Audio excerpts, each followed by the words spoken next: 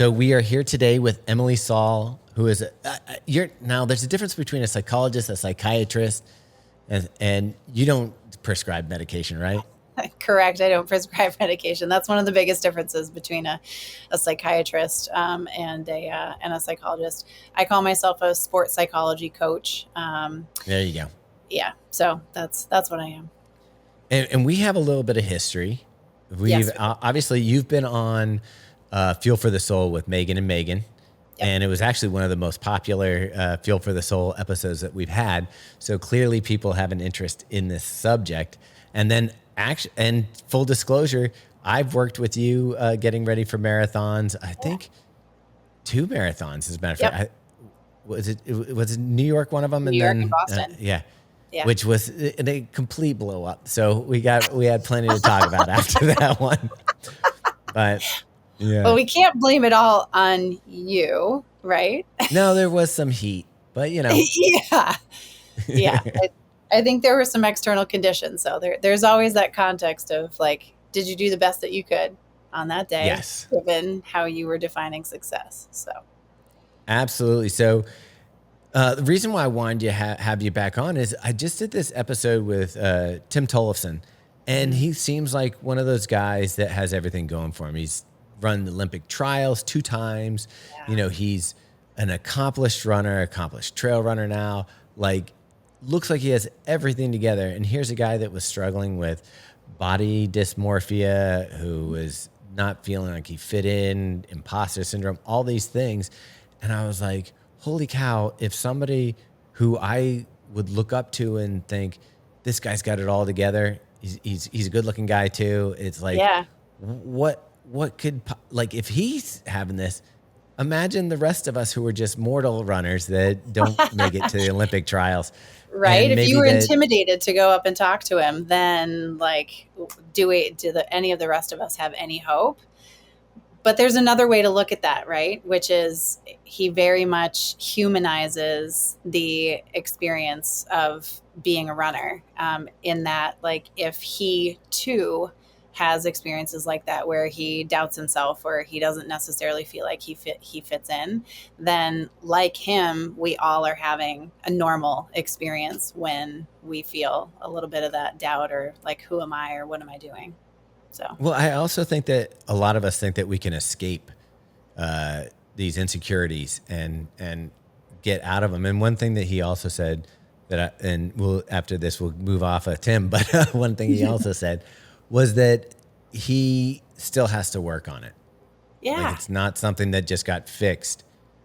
He saw a therapist and whatever, but it didn't get fixed. He still daily has to still work on these things. And so, when thinking about having you back on, I was like, okay, what can we do to help runners get over some of these mental hurdles?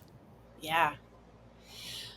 Well, I mean, the first thing is that we just start talking about the fact that we all have these mental hurdles. And I love the way that you just framed it, that I don't think it's super helpful to think about like who we are as people or who we are as runners as they're just being like these problems that we're trying to fix. Like it's a math problem, or that we're trying to like find this switch that we just like toggle, in the other direction, and then we're different. I think it's really helpful to think about us as people, as in a developmental process throughout the course of our lives. So it helps a lot to be able to look at how we developed through our childhood and through, our young adulthood, to see how like critical our growth and our change process was, and how it was related to our human development. So we can look at that early model and just go like, oh, it makes sense. It took me a long time to learn it because I was developing.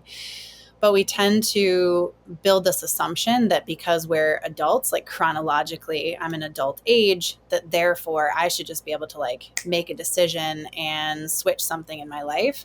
But the reality is that change is always a developmental process, which means that we have to build some awareness first. We have to build intention about any change that we want to make. And then we have to go through a process that is very much a practice. And that's why, I love that word. having a movement practice, not just a movement performance. So because we have to like keep working on and practicing, like drilling, and think of like going to a sport practice. You're just like working on stuff again and again and again, and that's how we ever make any kind of change in life. So I think to think of it that way, that like I'm in a process of learning and development, and that's the language that I use a lot, because it's not just about making a decision and then flipping a switch. Well, I think that's interesting the way you say that, because when I think about it, I go, okay, I know to stay fit running, I've got to continue to run.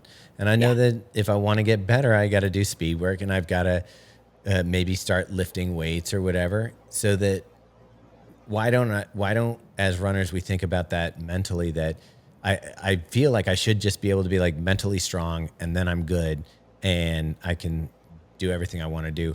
We don't approach it in the same way. Why do you think that is?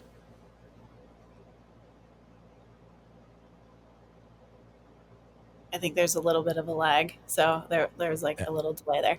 So say that again. That we feel like as runners we should be mentally strong. Yeah. So what I'm saying is, when in these cases, I know that I've got to do the workouts and get there. But when it comes to mental strength, I Yeah. just expect myself to be able to show up and be strong and not necessarily have to do work or do like put in the same effort that I would into training for the marathon with my body as I Yeah. do with my mind. Yeah. Well, except that it's exactly the same. The way that we have to train our body is very much the same way that we have to train our mind. I mean, I think about like the first thing that came to mind when you were just saying that is like, do you remember being in elementary school and trying to learn your like times tables? You had to practice that. I mean, I remember like doing multiplication like again and again and again and again. And, everything that we do, whether it's like reading or writing or math or whatever, we have to learn those skills on a cognitive level. And a lot of what we're doing when we're talking about mental skills in running is we're talking about how we integrate the different kind of layers of our brain. We're talking about how we regulate some of our emotions. We're talking about how we navigate and try to influence our nervous system. And all of those things are like practiced skills, a lot more like how when you build your muscles at the gym by doing exercises, you have to do lots of reps and lots of sets over a lot of time, and then you feel a sense of strength in those muscles. That's a lot more how our mind tends to work, that when you practice certain tools or specific patterns of thought, we get stronger at them. And so the wild thing is helping people discover when they've been using certain patterns of thought or certain beliefs about themselves or saying certain things to themselves again and again and again. You've already been practicing that for a long time. It just may not be a very helpful pattern for you. You might be practicing some negative Yeah, reinforcement. that's right. And so when we can figure that out, and build different different beliefs to be working on believing, different things to be saying to yourself, different responses in certain moments. I mean, one of my favorite examples of that is, people often want to explore like, how do I really like get in the hurt or like go to the pain cave, or when it hurts, like, what do I do? And a really big part of the practice of building relationship with discomfort in running comes not in like teaching your body or forcing your body to like be better at that physical thing, like that point of running.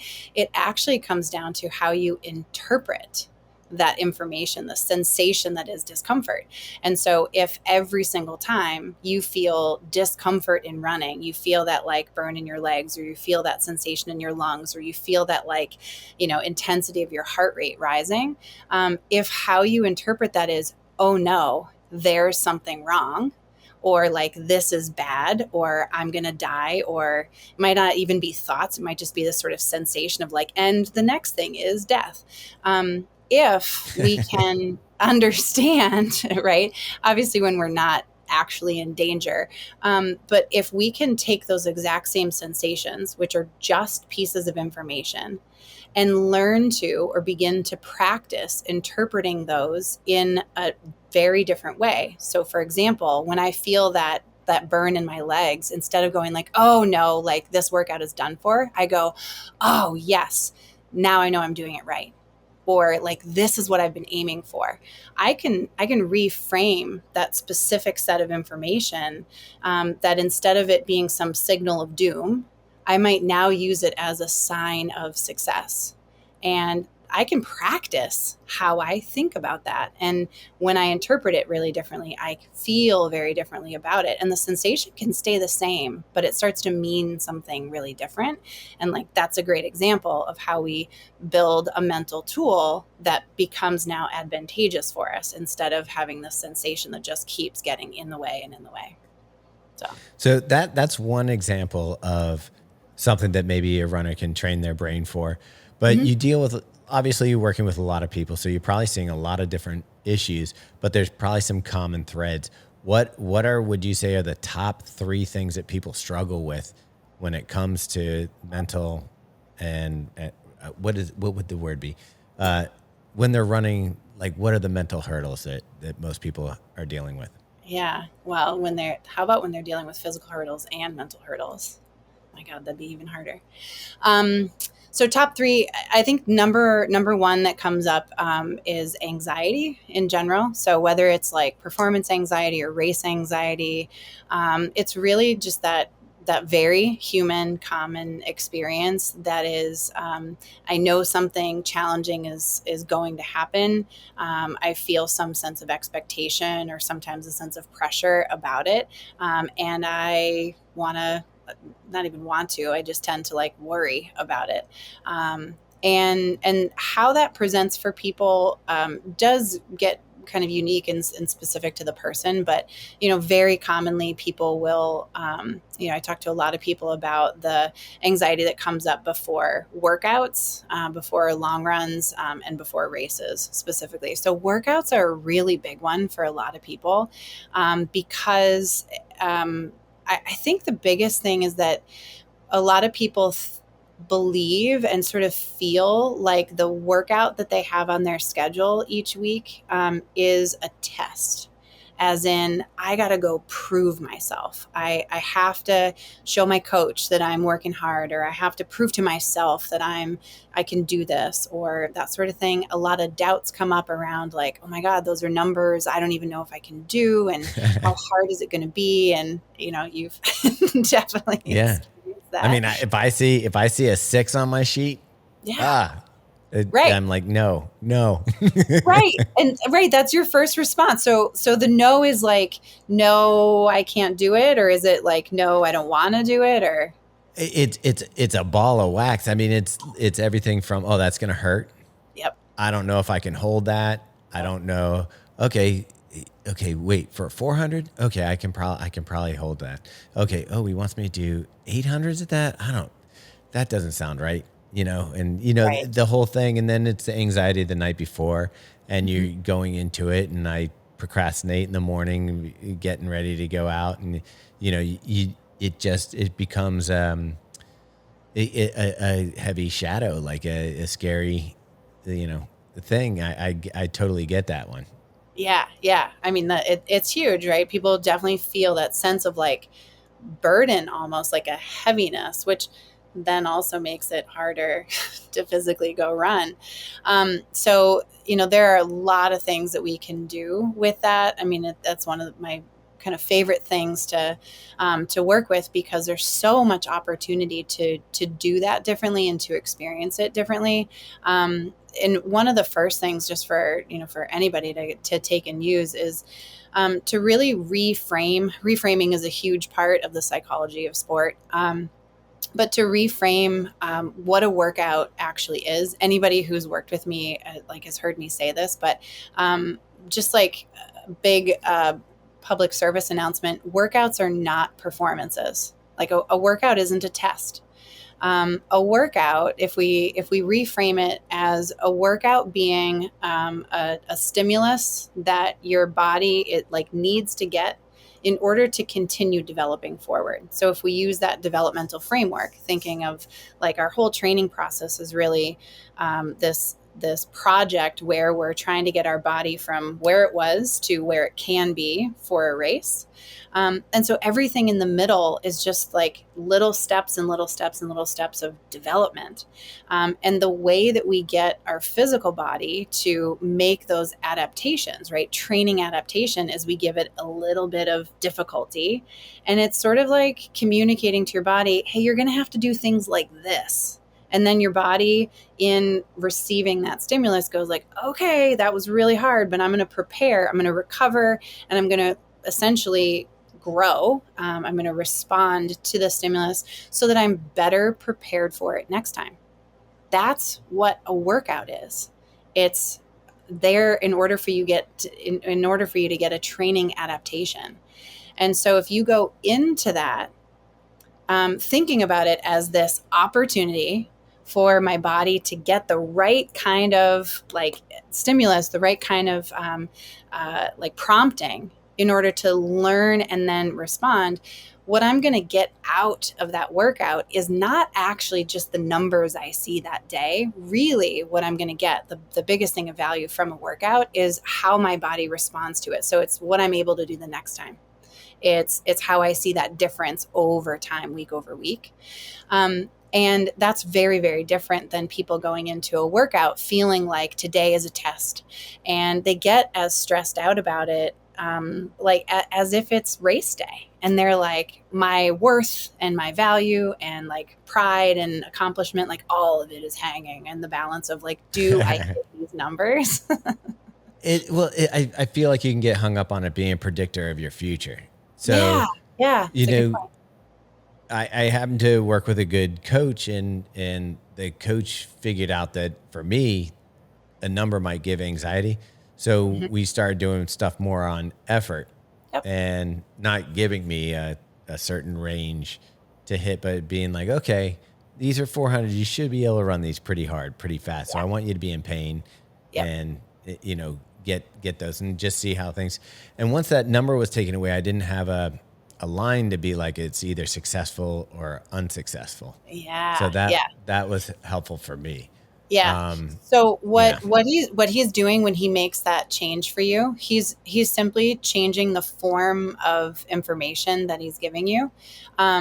And you, like a lot of people, you look at that number, that like singular time, you know, that one pace. Even sometimes when coaches give a range, you still like in your mind, you just go like, and the fastest one or faster than that, that's the only thing that's success.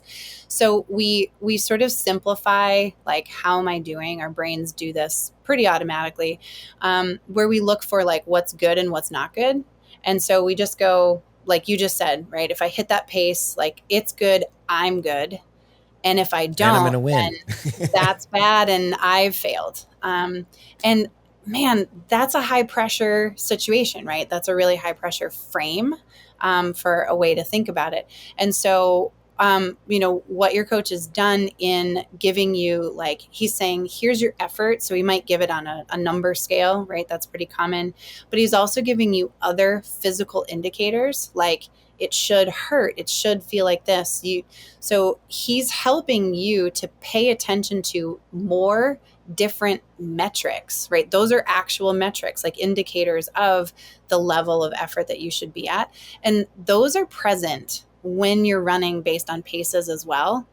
We just tend to, out of simplicity, focus really hard only on the paces and not on those other physical sensations and that sort of thing. So, you know, even if there are coaches listening and they're like, how do I coach better? Give other indicators of the kind of experience, the physical experience, the effort that you want people to be working at. Because as you said, you know, when you had those and you could pay attention to them, you're like, oh, I'm doing it, rather than I'm not, you know, like looking for that big pass. You stop looking at your watch and you just go, okay, it's going to be what it's going to be. I'm going to run as hard as I can. Whatever that pace is, that's the result, which was helpful for me. But like, when does it change for a runner? Cause I try to think of like beginner's mindset. Like when I started running, I didn't have anxiety about this stuff. Like it developed later on? Is it because I have more expectations for performance? Like what happens in our head that we go from being happy with a performance in a 5K because we finished to, oh, I didn't finish as good or as Yeah. well as I wanted to. Yeah, right. You nailed it in that you have the opportunity to have this previous set, or you build a set of expectations that are based on previous performances. And so we do a lot of comparing. Comparing is not inherently a bad thing to do. It's actually how we learn most. So if you think about and remember like being a little kid, a lot of what we learn about like how to do anything, like any task, and just how to be in the world is we look at how are other people doing it, and we mimic that. We integrate that into our skill set. And so a lot of times we're just looking at like, am I where I should be? As in, am I like moving along in a healthy and helpful way, but also am I safe? All of that we're kind of checking on all the time using these reference points, both of others and sometimes of ourselves in previous situations.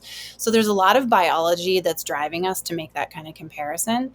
And typically for people when they start out, they're so focused on the newness of the experience, so they're much more immersed in like the wonder of it, or like, this is amazing, or like, look at what my body can do, or those newer experiences, especially when you see people who like first they run a 5K and they're like, that's my first time running a 5K, and then they're like, now I'm going to go run a 10K, and then they run a half marathon. So they build up because those new experiences just have that kind of fullness of wonder. And really what's happening in an implicit way, we're not conscious of this as we do it, but we are defining for ourselves a certain measure of success. And so just by accomplishing a 5K in a race, that's a success, because if you're like, I've never done that before and I want to go do it, like that's a pretty rudimentary, but that is a measure of success. And so you're able to feel successful just by doing it. And then when you're also much newer to running, you're also developing your like learning curve for running. Your developmental curve is it's pretty sharp, and so you can get better. You can see sort of faster results, or you can see distance results much more frequently than we do much later on. And so there's also that kind of conditioning effect where we believe that I'm just supposed to get faster, or I'm just supposed to get, run longer. Like when you start your PR every distance. Yeah, exactly.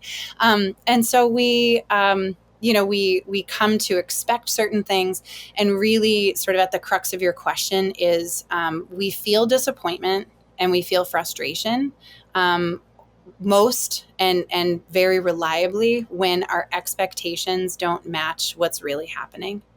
And so a lot of times as we get more and more experienced, we decide on expectations for ourselves that might not be based on anything real. We sometimes just decide certain expectations for ourselves. And then when reality doesn't match that, we get frustrated. Like for an example, I have a friend who's similar. We run the same paces for the most part. I should be running the same, race times as they are, or faster. Right. So yeah, well, I get that. Yeah. Another good example of expectation is like, hey, I've trained really hard for the Boston Marathon, and I expect to run the time that my training has sort of shown me as possible. And like, no matter what on that day, regardless of whether it's too hot or not, I'm just supposed to be able to run that time. And then I feel disappointed if I don't hit that time. And that's a realistic expectation under perfectly controlled conditions, but not a realistic expectation if you're actually running the Boston Marathon. That one's hard to let go. And, I've been there obviously myself, and you have, that's the thing that I think is also one of the most beautiful things about the sport is you can't buy your way through it. You can't gift your way through it. You can't do anything. It's just going to be what it's going to be. And you have to just do the best that you can do. but it's certainly not a fair. There's no fairness. There's no equality in racing. It's you could show up and you could blow a hammy. I don't, it's like That's right. you have no control, and Yeah. it's a weird place. Everything else in life, I feel like you can kind of fudge. You can have a bad day at work, and you just nobody notices. It just goes by, and you have the next day. Yeah. But the running, it keeps you honest. It absolutely does, because it owes you nothing. People much wiser and more experienced than I have said, like, yeah, running owes the marathon, especially, owes you nothing. And I think one of the perspectives that becomes really helpful to keep in mind is that we can always zoom way into one race, and we can look at a race day and go, like, did I do it or not? And when you zoom all the way into that one day, it's up to you. You can define success or failure by, like, hitting a time or not on that particular day. Um, but ultimately, it serves us a lot more, to be able to also zoom way out and to look at how, even within that finite task of training for and completing one marathon cycle, you still have, dozens of days, over 100 days of training that you're putting in, and not all of those days were awesome, right? But not all of those days sucked either. And so we've got this, like, overall trajectory, this trend of development with lots of ups and downs. Because even when you're not training for a marathon, you go out and run any random day, like, it's basically a crapshoot. Like, is it going to be great today or not?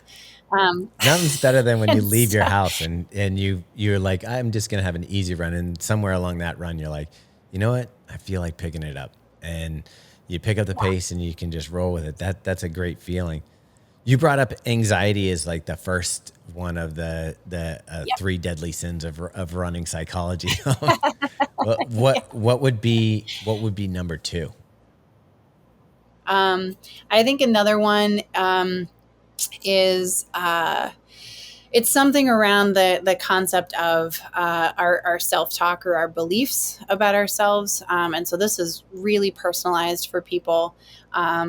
It gets really specific into, some people feel like, their belief about running is, if I run this particular time, if I qualify for Boston, or if I hit a PR, go sub 3, or any of those, really truly arbitrary, times that we set out as goals for ourselves, that if I hit that, like, then I'll be happy, or if I hit that, then I'll feel like a real runner, or finally be proud of myself or prove something to people. So it's those kinds of beliefs, that we sort of pick, for ourselves. We put out there.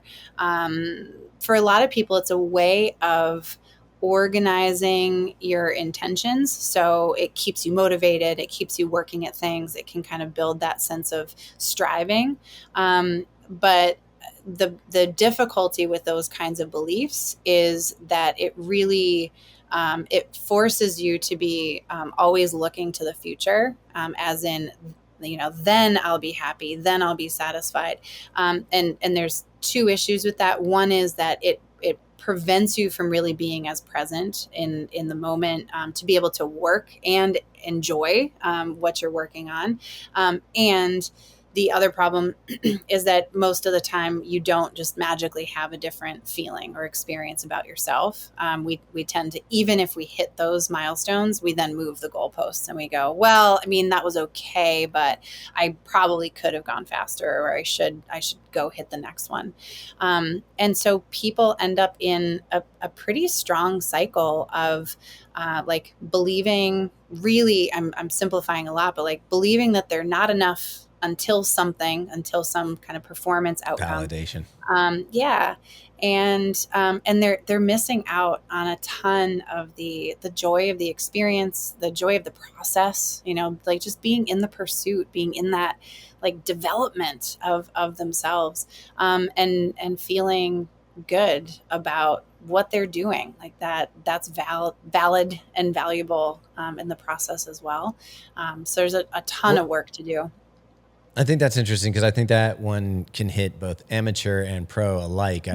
You know, we talked about Tim earlier, but we've talked to other athletes that have participated in trials and they didn't perform the way that they may have wanted to. And I know that in the back of their mind, they're like, well, if I did make the Olympic team, then that says that this about me, and then I'd Right. be justified. And the Yeah. funny thing is, like, even amateur runners were like, you could be running 7 days a week and be like, I'm not really a runner because, you know, I haven't run sub 3. You Right. know, it's like, you know, whatever. Like people are probably laughing, you know, when I post my marathon time or something like that. Yeah. And we all can chip away at the the stuff that is good about it. And I I was happy with myself in the last training cycle because I really had a great time training. It was one of my best training cycles I've ever had. And there was Yeah. lots of positive things, including some races that happened leading up to the marathon. Yep. Marathon didn't go the way I wanted, but I was really happy with the way that some things went in training that Hmm. that didn't take away from the one day where I really wanted to perform my best. Didn't happen, but it didn't diminish all those days where I did perform really well, and not only perform well, but really enjoyed being in the moment Hmm. and in the training. So that one I think is, you know, I don't know that I knew maybe I had a problem with it Hmm. until I started feeling the idea of being in the moment with the training and going through the process. It's Yeah. unfortunate that they don't give you like an overall score for like your from day one of training to the marathon Yeah. instead of just the one day, because I think a lot of us would be happier if we got Absolutely. like a you know, like a semester report card or something like that. I But love you that know, idea. I'm going to add that to my recommendations for running culture, because my other recommendation is I would like there to be like a paragraph sized like scoreboard instead of just the time clock at the finish line. And when you start, like you can enter in ahead of time, like these are the things that were like my measures of success in this race, right? So time might be one output in terms of how are we going to measure how I did in this race. But, a lot of people could put on there, like, did I fuel and hydrate sufficiently and like on schedule? And a lot of people could say, like, did I respond to myself with like kindness and encouragement rather than like getting down on myself when it started to feel hard? Or did I remember that I had choices during this race instead of just feeling like everything was the end of the world? Um, things like that, like similar kinds of things that you and I have talked about for your races. Was I like present and having fun? And if you could put all of those things in at the start, right, you're keeping track of those things. Anybody that I'm working with is certainly keeping track of those kinds of things as they're going through the race. And when you get to the finish line, it would just be really nice to have like those things show up. That's just like, you nailed that, you crushed that, like A+, just like give you some kind of output, because it happens internally. But the culture of running just still tells you with that one singular clock pass or that the fail. only thing that matters is your fucking time. And it's so not Yeah. true. I would agree with that. You know, it's interesting because, you know, we talk about also other people not caring about what your time is. Obviously, there's people that are around you that maybe you're within 5 minutes of your time that start to Yeah. get excited about, you know, other comparing themselves. But for the most part, you know, the people that are finishing sub 3 aren't really caring about the people who finish 3:30 or even 4 hour. They're Yeah. like, oh, that's great. You're out there, whatever.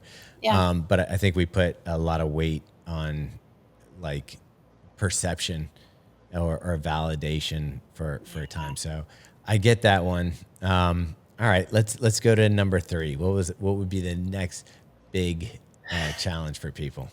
I think the next big challenge for people is oh man, the way it's hard to sort of synthesize it into like one big thing. But ultimately, what I work with people most on is like believing that there are like many different ways to respond to situations, and there's also many different ways to like define success. And so running is actually just a lot more like a lot more individualized than we make it out to be. So a lot of people, kind of like you were just saying, a lot of people will sort of look externally and go like, okay, that's what I'm supposed to be doing, like other people, and like that's the measure of success. Or that person, take Courtney DeWalter comes up a lot because she uses that phrase, the pain cave. Yeah, the um, pain cave. and so people are like, I want to go to the pain cave, I think that's a good thing, and I'm like, I well, don't want to go there. I mean, not everybody I I would totally love to avoid the pain cave altogether. But when you're in it, like coping with it, I think I would like to be able to cope with the pain cave. Yes, I don't want to go there, but when I'm that's there, right. yeah, I Yeah, would right. love to know how to cope with it. Right. And so some people hear a professional like Courtney, a total pro like her, and they go, oh, if she's going there and she wants to go there, I should want to go there too. And so we take sort of the model of other people who've been successful, and we think that doing the same things as those people are what's going to make us be successful. And we do it both with some of these mental skills. We do it with shoes. We do it with anything. Like, what's that fast person wearing? I shall wear that too. That'll make me fast, right? Um, so it's that sort of expectation that we set for ourselves that says I should take that on, and that should work for me. And similarly, so whether it's the tools that they use or the ways that they define success, that person's trying to win, and so I should try to win, or that person's trying to PR, and so I should too.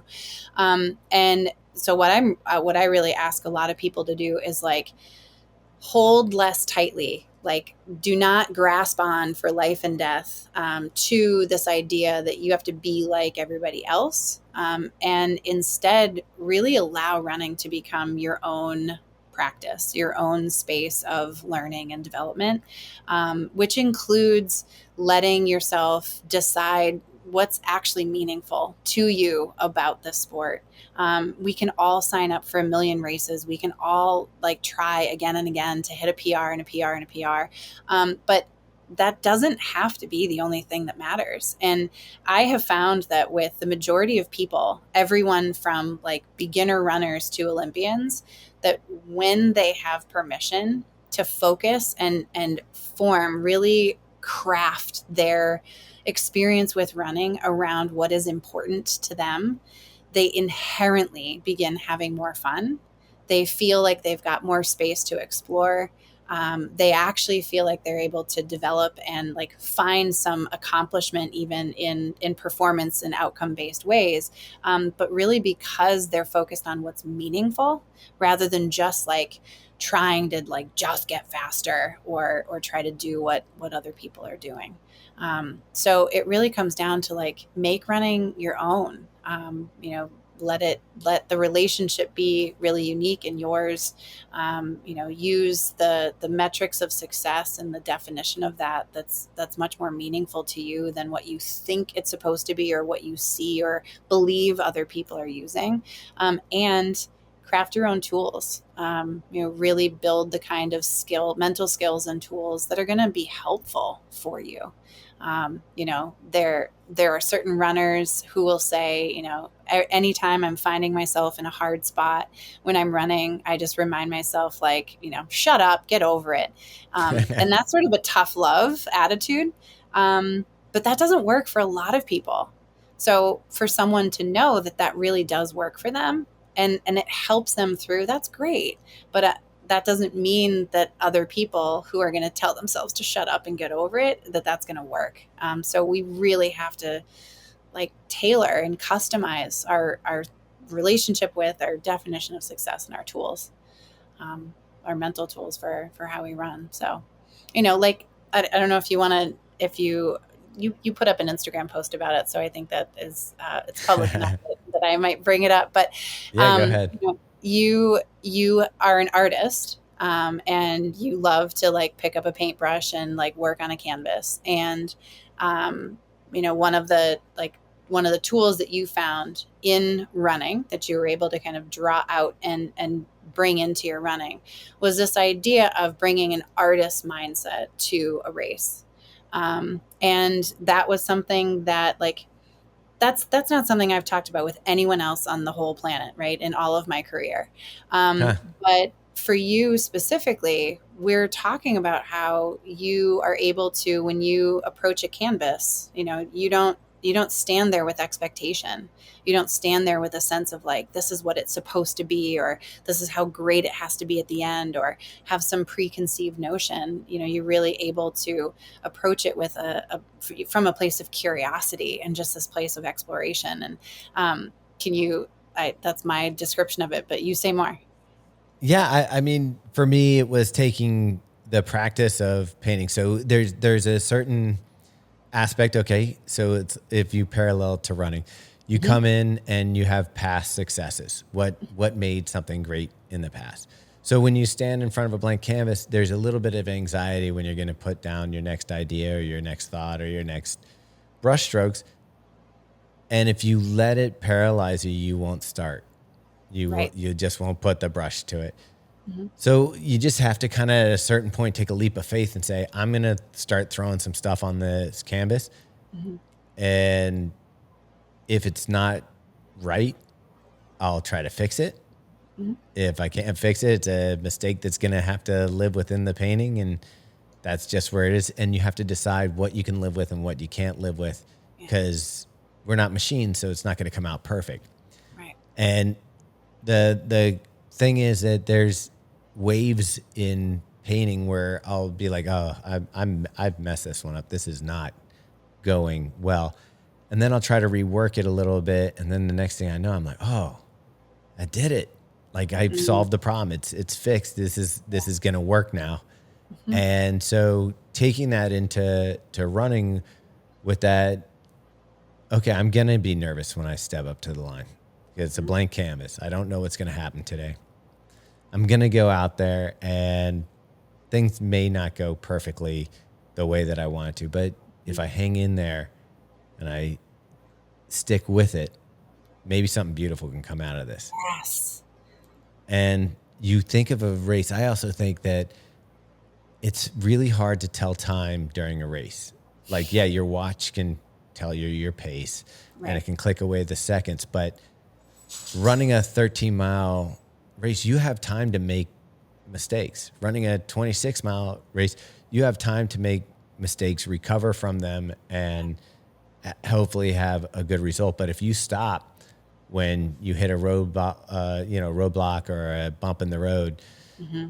and get discouraged, and you don't try to fix the mistake or try to fix what you're doing, then yeah, you got a shitty painting. and it, what are you going to do with it? You're going to put it in a closet and hide it away. So Yeah. you really don't have a choice other than to just kind of like, hey, let me try to work with what I got here. And worst case scenario, I pull out another canvas another day and Yeah. and try something different. Right. But that helps. That was helpful for me to go into a run that way, Yeah. and kind of it's so easy to say, okay, I like the way one painting turned out, and how boring would it be to paint all the same picture all the time? Right. Every single time. Yes. Yeah. Yeah. Yeah. Okay. So thank you for your perspective on that, which I just like love hearing about. And what I hope people can hear in that is how, that's something that is completely and uniquely yours. Like what we figured out in that conversation was that you didn't have to like learn in a new way how to approach a race where there's a little bit of uncertainty, but also just this like ability to take that leap of faith and that ability to be curious and that ability to kind of stick with like, no, this doesn't feel awesome right now, but like, who knows what like is yet to come, sort of staying open in that way. We didn't have to teach you how to do that in running because you already knew how to do that in painting. And so we were able to like leverage this understanding, this process that you already know inherently, like your body feels that. And all you had to do then was just bring that mindset, like stand at a starting line and like tell yourself, visualize or remind yourself, like, I'm just painting, I'm just painting, I'm just painting. And like, that's an incredible mantra that you could use as you're running down a course. I'm just painting, and your body knows what to do with that. I can tell someone who doesn't have a painting background, like, use that mantra, but like it's not going to mean anything to them. And Yeah. that's what I mean by like the tools that we cultivate and the way that we are able to experience and define success in running. It really has to be personal. It's not something you can just model on what somebody else does, because it's not going to have the same kind of effect for you. It's not going to resonate in the same way, or it's not going to Yeah. motivate you in the same way. And There so is there's a familiar anxiety. Like it's visceral. Like I yeah, know what it's like to put the first stroke onto a canvas. yeah. I know what it's like to be waiting for the gun to go off at a start Mhm, line. They're mhm, very similar in my mind mhm. of I have no idea what's going to happen. My ego is attached to the result, Yeah, and I there's only one way to figure out if it's going to be good or bad, and it's to move forward. I mean, yeah, because it's already done if I don't. yeah, So right. And how's that going to feel? Um, do you think that you've been able to like tie your ego a little less to the outcomes?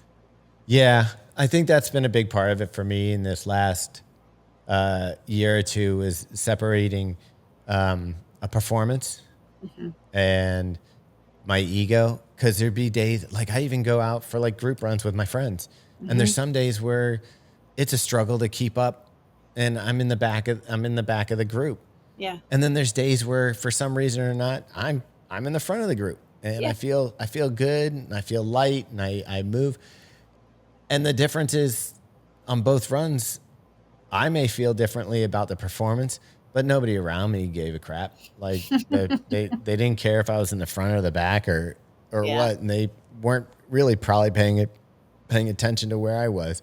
So like a couple of years ago, if I went out for a group run and I found myself falling towards the back, I would beat myself up and be like, "What's going on? Like you yeah, can't even keep up with the people you want to be keeping up with." And it's harder when you have a group called Faster Bastards and you're feeling like a slow bastard. Um, but it's I just got to the point where I was like, I'm out here. I'm sure the people who want to see me would rather see me out here at any pace yeah. than not. And it's the same thing. It's like, there is some pressure being as public as we are with Believe in the Run and everything like Hmm. that. That I used to think, okay, there's people tracking or measuring or whatever, and then I just kind of got over it and was just like, I'm out here to have fun, Yeah, and you know what? If it doesn't matter. And the last race I did was the Brooklyn Half, and I decided to pace someone yeah, to the first sub 2 hour half marathon.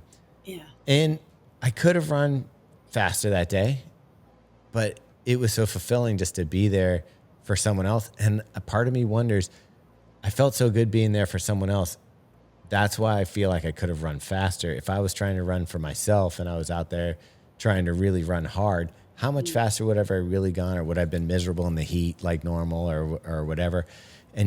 So it's so difficult to tell. Like my two Boston times are 2 minutes apart, and the hmm. one that I ran easy even for fun was faster than the one where I was trying. And I'm just And the like, temperature difference was, the temperature was quite a difference, yeah, but it was like 20 degrees warmer. But the perfect. it wasn't just that though. Like I enjoyed the first one more too, Yeah, just because yeah, you know, the mental, like that's the thing I know inherently, that your mental framing changes everything.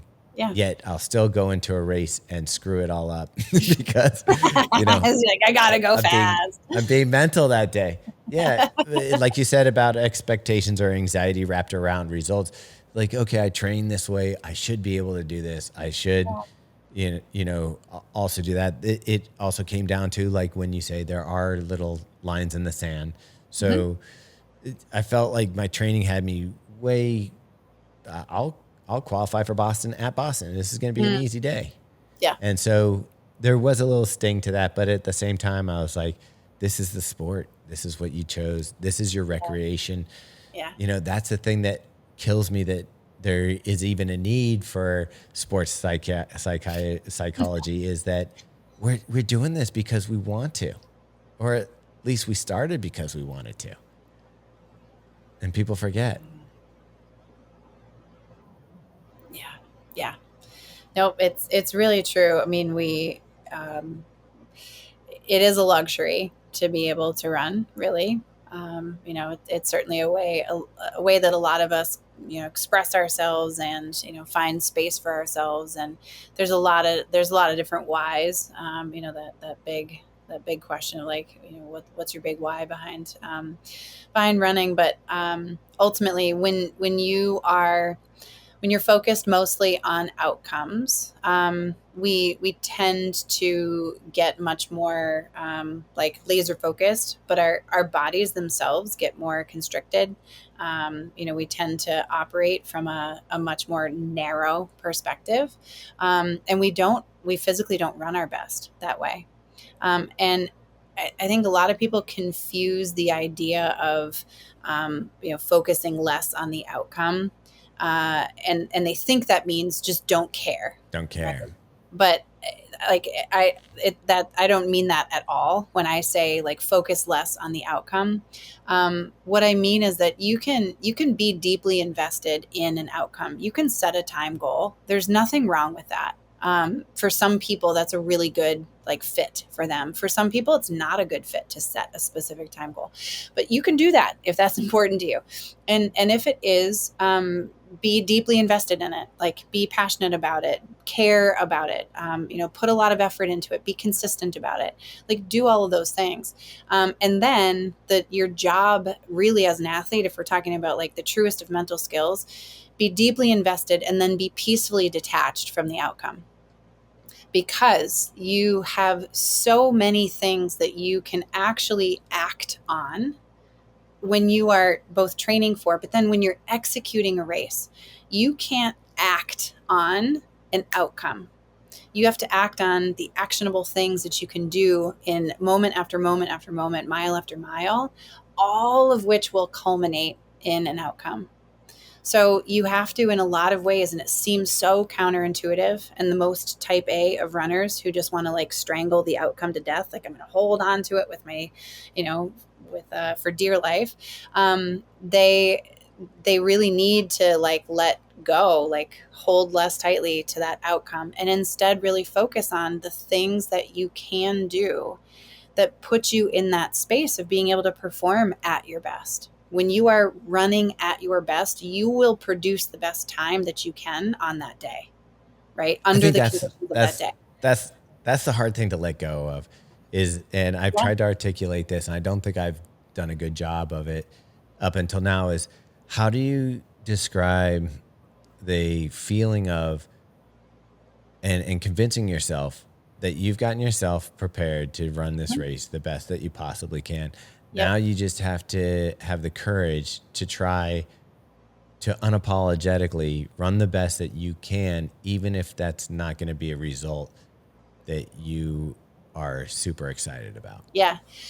So we just as human beings, we can have multiple feelings at the same time, right? So I might take your Boston example.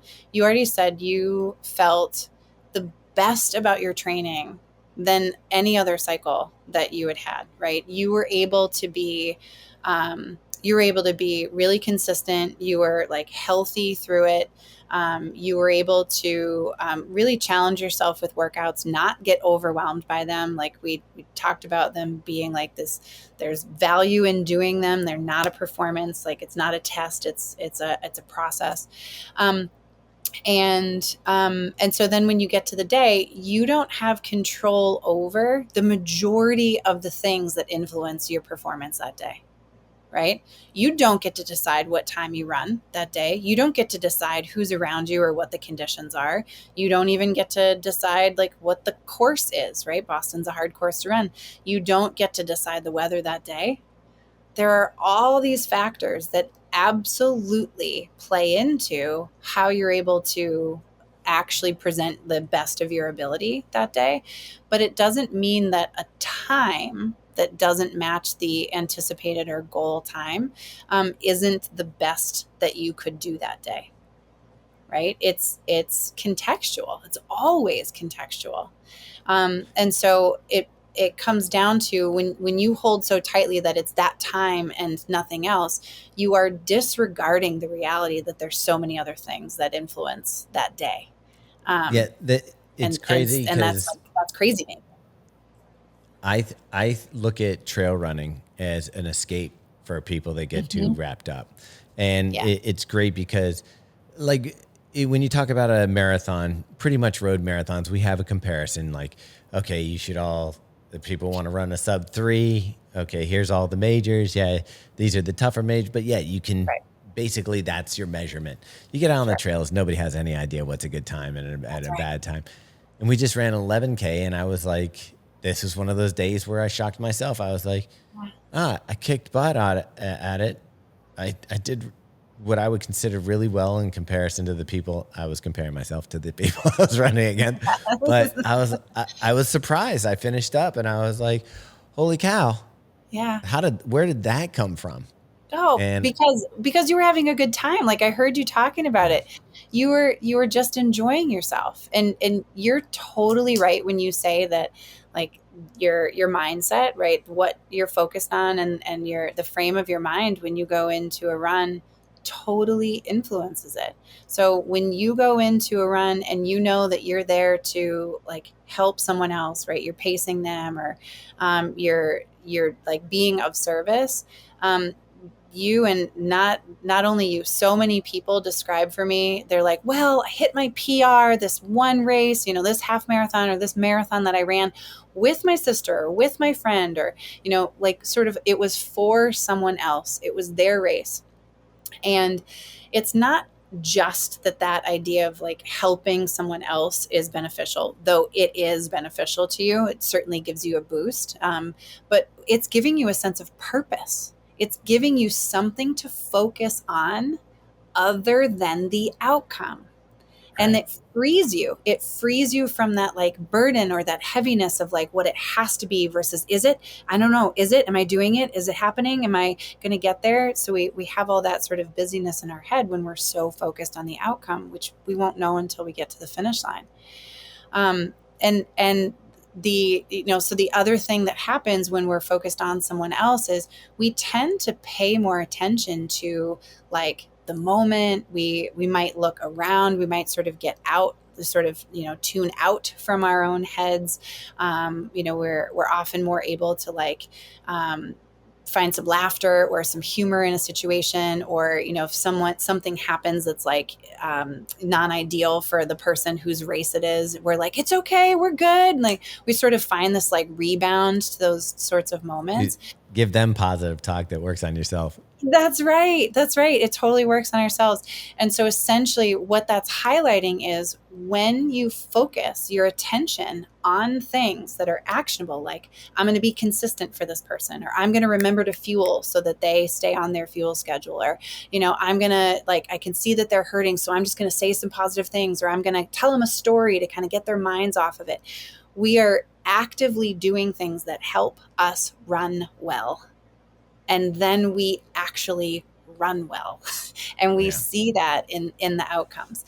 And so you know um, you can try and like hold on tight and let your ego tell you that the thing that's most important is the outcome. I think the thing that is most important are the things that are meaningful to you, like that you individually find some sense of like value and purpose in, and the things that you can focus on and act on, that you can do in the moment. Because I can work on saying helpful things to myself, you know, step after step. I can focus on my breath, or I can focus on my steps, or I can focus on my mechanics, or I can focus on the visualization in my head, or who I want to have with me in my mind, or who I'm running for, all of those kinds of things. I can't materialize a BQ time or materialize a PR moment to moment to moment. And so it's like this, it's just this, in my head, it's this very simple choice that we have. You can focus on things that constrict you and activate fear, or you can focus on things that open you and activate curiosity. And it is like tried and true which one actually helps you perform better. So, you know, Yeah. yeah, So currently we're in a what I would call in my running career probably the third boom yeah. of running, and I'm noticing a lot of people coming into the sport. And as you practicing what you do, are you seeing an uptick in people like looking for the services, or is it going to be like a echo to the boom where once they once they get past this first exciting phase of their running, then you start to see people coming in for help?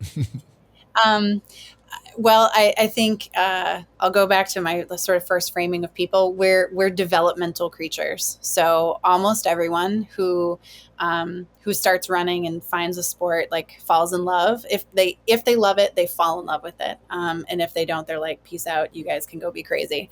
I'll go do But CrossFit. yeah, I'll go sail a boat or something. Um, Yeah. but when they fall in love with it, they do fall in love with it. I think some people are able to build kind of that healthy, what feels like a healthy balance of like striving for accomplishment, or sort of finding development, but also staying connected to the enjoyment, the satisfaction of the experience. But most people, it follows, like when I work with people, the trajectory of runners follows like human development. So think about what happens. You have like teenage kids, so you know this stage really well. What happens when people get to that like adolescent stage of development? Do they want to like just be happy all the time and like do what people tell them, or do they want to go like do it themselves and like prove themselves and find independence and all that kind of stuff? You know what I'm Are talking you about? asking me? Are Yeah. you asking me? Yeah. Yeah. I mean, it's natural. I think it's part of your development to break away from, at least in the teenage, is to develop your own personality outside of Yeah. your family. Yes, So, exactly. Right. yeah. And so that's what people do. They're like, I'm going to go establish myself. I'm going to go show you what I can do. I want to do it myself. And so people find themselves in like what I see as a sort of adolescent stage of like runner development, where they're like, I want to get better, and I'm going to do all this. And they try to like accomplish and accomplish. And then they get to a point which is sort of the middle, like the equivalent of being like mid 20s, where you're kind of like, wait a minute, I thought I knew everything, but Turns out I, dad was right. yeah, oh shoot, like, but I wish I was happier, right? Like that's what people ultimately are looking for. They're like, I wish I was happier. And then they have to kind of come to terms with like, is getting faster, and we tend to refer to it as like getting better in running, but what they really mean is, does getting faster in running actually create a greater sense of satisfaction? Does that make me feel better about myself, or does that feel like, enriching in all of this time and effort that I'm putting in? And for some people, yes, and for some people, no. And so that's where we sort of I find people reaching out, because ultimately this is how I describe my practice when people are like, what is sports psychology anyway? I'm like, listen, people are looking for two things. They're looking for more from their movement practice. And they're either looking for more in terms of their performance, like I've got these goals that I want to achieve, and I think I've got the potential to get there. And so I want to use my mind to help me do that. Or they're looking for more meaning from their movement. And that means that they want to find more of that sense of satisfaction or enjoyment. And you can certainly look for both, both more performance and more meaning. But people are always looking for one of those two things. And that's where, sports psychology really provides a great addition to the bigger picture of training for running, because you can enjoy what you're doing while you're working really hard or while you're working toward goals. It doesn't have to be miserable. You definitely don't have to hate yourself. You definitely don't have to be down on yourself all the time. And like those kinds of things do not make you better. they definitely it's sort of like a way. human relationship. If you're in the relationship with running and it makes you feel like shit all the time, maybe it's it's time to date someone else. Yeah, either see someone else or go to therapy, right? That's what you would do if you were in a relationship that you wanted to stay in. You would be like, well, let's go see the therapist. You're a running relationship therapist. That's right. That's right. I am a therapist for people's relationship with running. Yeah. All right. So if somebody wanted to reach out and have like, obviously we talked about in my particular case, like there was a answer to some of my running dilemmas that was in a specific area of my life that wouldn't relate to somebody else. So it's not like a one size fits all kind of approach working with a sports psychologist. If someone wanted to work with you, how do they go about doing that? Well, if anyone is interested in working with me, they can certainly reach out. I've got a website, which is esaulmovement.com, or you can simply email me, esaulmovement@gmail.com. You can find me on the socials. I don't do a ton of posting, so I apologize to people who look for lots of content, but you can always find me that way. I'm Emily Saul Boston on Instagram. All right. And I kind of feel like there's different areas in which you can improve your running. One is through nutrition. We actually, we have Friends with Feathers there. One is through the psychology side, which is Emily Saul. And, finding the right coach that is amenable to customizing a plan for you that, like, if you're serious about running and these are the areas you want to cover, I really do feel like it's the trifecta that really helps. And, you can certainly get by with a self-help book. You can get by with a training plan that's, prescribed from, either your watch or a purchase training plan. And you can look up, if you follow Feathers on Instagram, you'll get a lot of nutritional advice. It's a little bit different when you want to take that extra step. If you really do want to find out what your potential is, I really think finding the right people to help you kind of unkink some of your stuff. And if my Megan, she was suffering from cramps at the end of a race. She was still winning races, but wasn't having the performance she wanted. Getting the nutrition down and getting that perfected. And she resisted working with a coach for years and then started working with a coach. And we just saw improvement across the board. So if that's something that you're interested in, I highly recommend talking to a professional that's going to customize a plan for you and work with you and kind of do some things that would be specific to your needs. Yeah. Yeah. I mean, I couldn't say that better. I've heard other people refer to, there are really only three things you can train: your body, your mind, and your craft, right? So your body is like that's nutrition, that's strength training, that's PT. It's sort of the mechanics of your body. Your mind obviously is your mind is either going to be a barrier to your performance or it's going to bolster your performance. Like it's one or the other. We don't have neutral minds. And so you want to be able to leverage that and let it like support you.